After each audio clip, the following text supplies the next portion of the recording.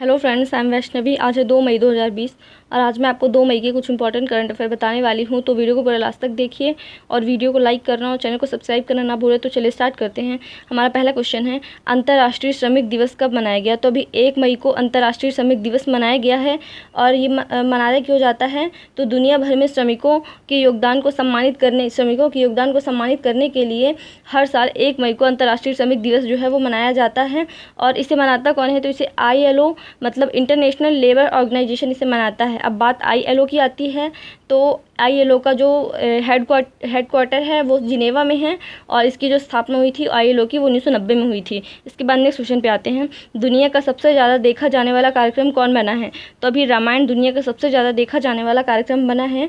क्या है कि 16 अप्रैल को एक साथ 77 मिलियन लोगों ने रामायण को देखा और इसके साथ ही दुनिया का सबसे ज़्यादा देखा जाने वाला एकमात्र कार्यक्रम बन गया है और इसे Limca book of world record में भी शामिल कर लिया गया है। अभी लॉकडाउन का टाइम चल रहा है और लोगों ने बहुत ज़्यादा डिमांड की थी कि रामायण का फिर से प्रसारण किया जाए, जिसकी वजह से अभी ये सबसे ज़्यादा देखा जाने वाला ये कार्यक्रम बन गया है। तो अभी तो इसका ये दूसरी बार सब इसका प्रसारण चल रहा है, पर जो पहली बार प्रसारण हुआ था रामायण का वो 1987-88 में दूरदर्शन में पहली बार इसका प्रसारण किया गया था। तो इसके बाद नेक्स्ट क्वेश्चन पे आते हैं, AIIA ने किसके साथ मिलकर आयु रक्षा कार्यक्रम शुरू किया है? तो AIIA ने दिल्ली पुलिस के साथ मिलकर आयु रक्षा कार्यक्रम जो है वो शुरू किया है। तो इसमें होगा क्या?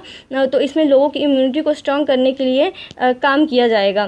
तो फिर ये बात यहाँ पे आती है AIIA। तो ये क्या होता है? इसका फुल फॉर्म होता है all India institute of Ayurveda. और इसकी जो टैग लाइन है वो क्या है? इसकी टैग लाइन है कि कोरोना की जंग दिल्ली पुलिस के संग। इसके बाद ये दिल्ली पुलिस ने इसे शुरू किया है। इसके बाद नेक्स्ट क्वेश्चन पे आते हैं, किस राज्य के काले चावल को GI टैग दिया गया है? तो अभी मणिपुर राज्य के काले चावल जो हैं उसे जो GI टैग दिया गया है। एक्चुअली अभी 3 चीज़ों को GI टैग दिया गया है, जिसमें से ये मणिपुर के काले चावल भी इसमें शामिल हैं। और ये जो मणिपुर के काले चावल हैं इन्हें चाकहाउ भी कहा जाता है मणिपुर में। इसके बाद ये तो पहली चीज़ हुई जिसे दिया गया, और मैंने अभी बताया कि 3 चीज़ों को दिया गया है। तो जो गोरखपुर के टेराकोटा हैं उनको GI टैग दिया, उनको भी GI टैग मिला है।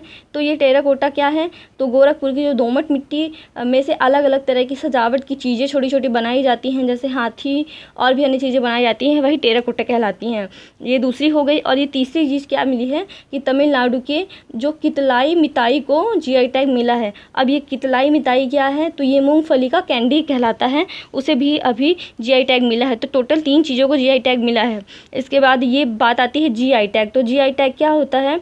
GI टैग का मतलब है जियोग्राफिकल इंडिकेशन। मतलब जब कोई चीज़ किसी पर्टिकुलर जगह पर बहुत ज़्यादा फेमस हो जाती है तो उस चीज़ को, उस स्थान की पहचान बनाने के लिए GI टैग दिया जाता है। तो इसके बाद नेक्स्ट क्वेश्चन पे आते हैं, किसे ऑर्डर ऑफ राइजिंग सन से सम्मानित किया गया?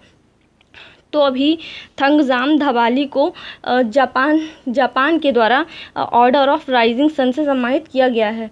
तो ये जो थंगजाम धवाली हैं ये मणिपुर के डॉक्टर हैं और इन्होंने इंडिया व जापान के संबंधों को बेहतर करने के लिए बहुत काम किया, इसलिए इन्हें ये अवार्ड मिला है।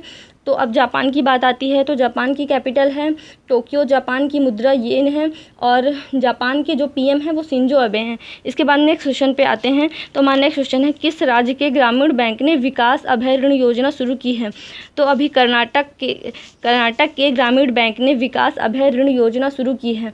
तो इसमें क्या है कि कर्नाटक विकास ग्रामीण बैंक ने ये योजना शुरू की है। इसमें क्या होगा कि जो अभी लॉकडाउन है तो इसमें MSME के लिए लोन दिया जाएगा। ऐसे MSME को लोन दिया जाएगा जिनको लॉकडाउन की वजह से बहुत ज़्यादा जो प्रभावित हुए हैं उन्हें 1 लाख तक का लोन दिया जाएगा। और ये जो लोन दिया जाएगा ये अमाउंट इन्हें अगले 36 महीने के अंदर रिटर्न भी करनी होगी। तो ये अभी कर्नाटक राज्य के ग्रामीण बैंक के द्वारा दिया गया है। इसके बाद नेक्स्ट क्वेश्चन पे आते हैं, निक्केई एशियाई पुरस्कार 2020 के लिए किसे चुना गया है? तो प्रोफेसर T प्रदीप को निक्केई एशियाई पुरस्कार 2020 के लिए चुना गया है। तो ये जो प्रोफेसर T प्रदीप हैं। ये IIT मद्रास के हैं, प्रोफेसर हैं और इन्होंने वाटर प्योरीफिकेशन के फील्ड में बहुत काम किया है। वह वाटर प्योरीफिकेशन की जो नैनो टेक्नोलॉजी है वो इन्होंने ही डेवलप की है, इसलिए इन्हें निक्केई एशियाई पुरस्कार 2020 के लिए चुना गया है। तो अब ये निक्केई एशियाई पुरस्कार क्या है, तो ये ऐसे लोगों को दिया जाता है एशिया में जो भी लोगों ने टेक्नोलॉजी में ये समाज के लिए अच्छा काम किया, उन्हें ये निक्केई एशियाई पुरस्कार दिया जाता है। इसके बाद नेक्स्ट क्वेश्चन है, किसने वी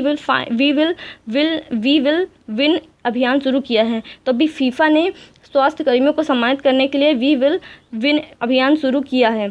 तो ये आज का करंट अफेयर था। अगर आपको पसंद आता है तो